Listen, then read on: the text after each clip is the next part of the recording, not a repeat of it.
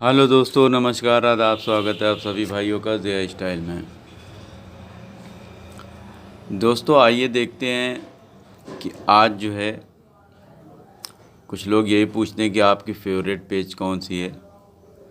तो मान लिया कि ये हमारी गुलाबी पतंग है और ये क्रीम की अपोजिट पार्टी है। तो हमारी फेवरेट यही है पेज कि दोस्तों जब हम ऐसे करके जाते हैं और जाने के बाद ऐसे चक्कर दे के और बहुत ज़ोरों का ऐसे करके खींचते हैं, ठीक है। क्रास जिसको हम कहते हैं, क्रास कई तरह का होता है लेकिन वो हर जगह पे अलग अलग इस्तेमाल होता है। लेकिन अगर हम किसी से खींच के लड़ाएंगे तो हमारी पेच यही होती है कि हम इस तरह से खींच के लड़ाते हैं, ठीक है, यूँ क्रास।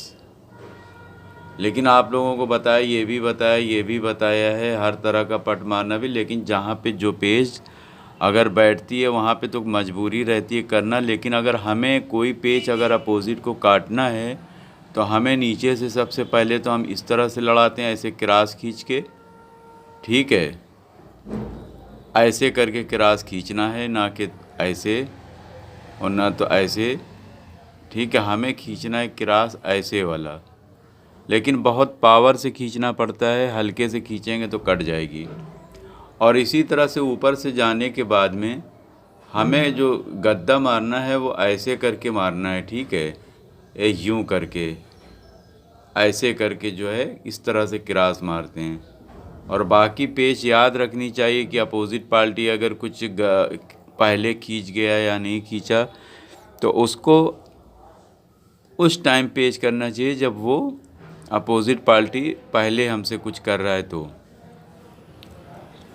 लेकिन नीचे से अगर जब हम खींचते हैं तो किस वक्त खींचते हैं, जैसे हम ये नीचे से गए, ठीक है, यूँ ऐसे गए और उसके बाद ये चक्कर दिया। चक्कर देना ज़रूरी रहता है, जिसमें खींचने के लिए मुड्ढा बनाना ज़रूरी है।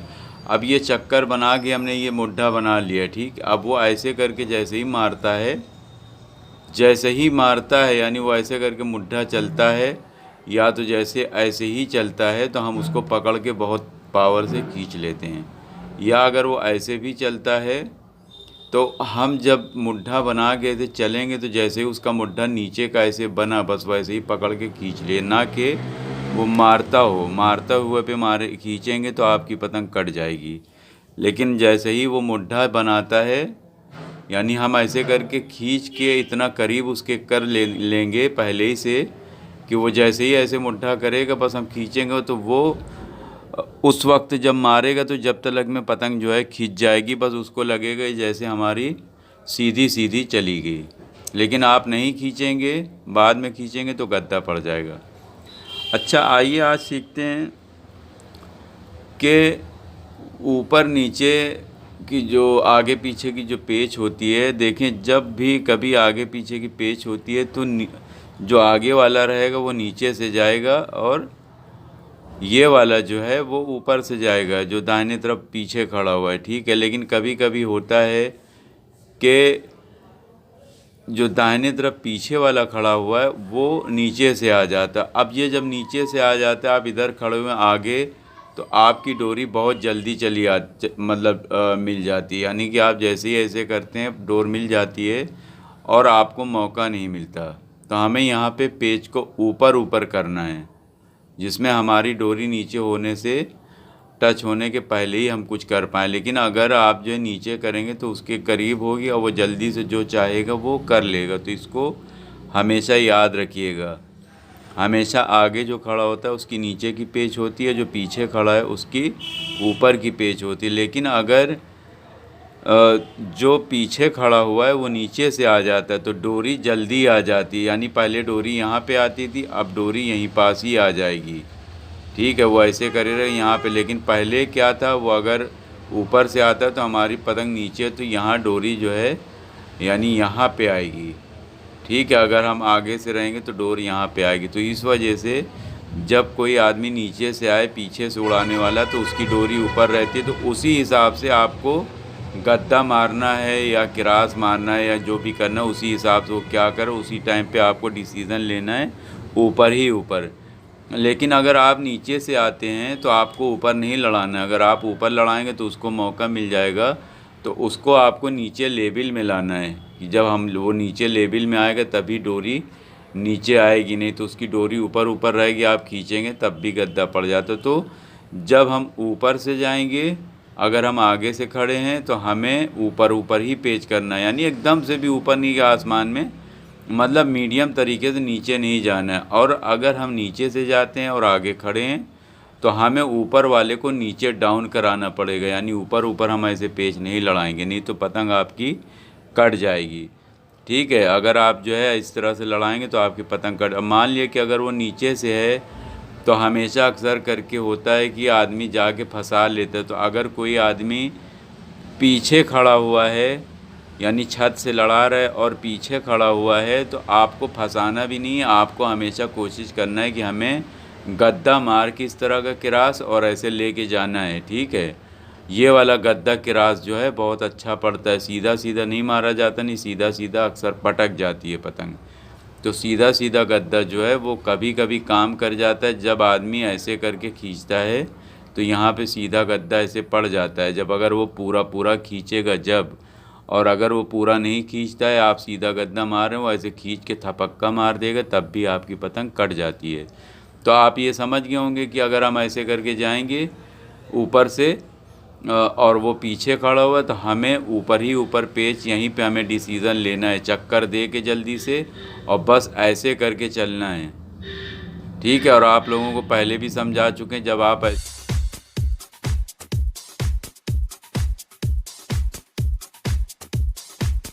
ऐसे जाएंगे तो सिर्फ एक ही पेच काट सकती है, वो ऐसे करके रुक देना।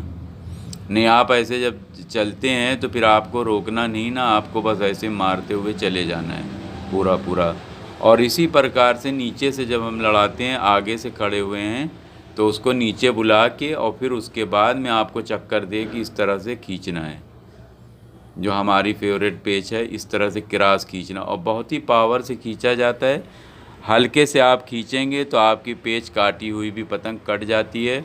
तो इन सब चीज़ों का आप अगर ना ध्यान देंगे तो आपको जो है पतंग आपकी काटी हुई पेच भी कट जाएगी। आप बोलेंगे कि जो है मेरी पतंग सही पेच थी, कैसे कट गई। तो पेच हमेशा ऊपर नीचे की वजह से भी कट जाती है। आपने जहाँ पे सोचा यहाँ पे डोरी होगी, वहाँ पे डोरी नहीं रहती है और आपकी पतंग इसी की वजह से कट जाती है।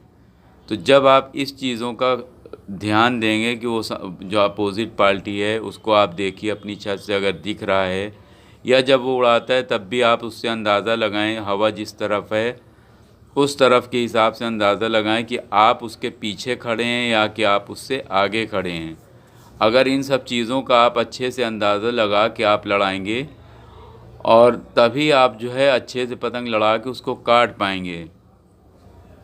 और अगर आप ऐसे ही लड़ा लेंगे तो फिर आपको तो पेच तो आपने जो सीखी है वही करेंगे, और वहाँ पे डोर ही नहीं आई तो डोर नहीं आई तो आप कैसे काटेंगे। बाद में आप फिर जो है सोचेंगे मेरी पतंग पेच तो सही थी, कट कैसे गई।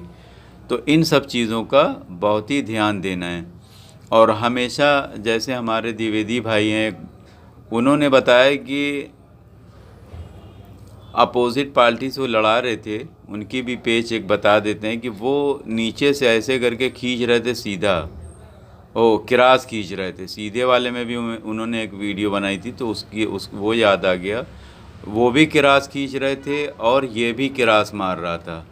ये मारते मारते एंड में मार के उसने मतलब जो है उसने डोर छोड़ दिया। अगर इस पेज पे या तो आप रोक के थपक्का दे दें, या तो अगर अपोजिट पार्टी पूरा पूरा खींच रहा ऐसे पे किरास में, या तो ऐसे किरास में, यानी दोनों का ही किरास है, ऐसे में अगर दोनों ही खींच रहे हैं तो डोर टच होने के बाद में जो आदमी जल्दी रोक के थपक मारेगा या डोर मारेगा तो वो पतंग आदमी काट लेता है। ठीक है, तो यही पेज में ऐसे हुआ कि वो खींच रहे थे नीचे से और ये अपोजिट पार्टी आखिर में मार के डोर छोड़ दिया। तो इनकी पतंग तो श्योर कट ही जाएगी, इसलिए कि इस पेज में जब कोई आदमी बराबर किरास खींचता है या तो बराबर ऊपर नीचे, यानी आप नीचे का गद्दा मार रहे हैं वो सीधा ऊपर का खींच रहे हो एकदम लेवल में, यानी बैलेंस दोनों का सही है, दोनों ठीक बराबर से खींचते हैं, तो उस पेज में भी आपकी पतंग जो है जो डोर मार देगा वो काट लेगा, यानी जो पहले ही डोर छोड़ देगा वो काट लेगा।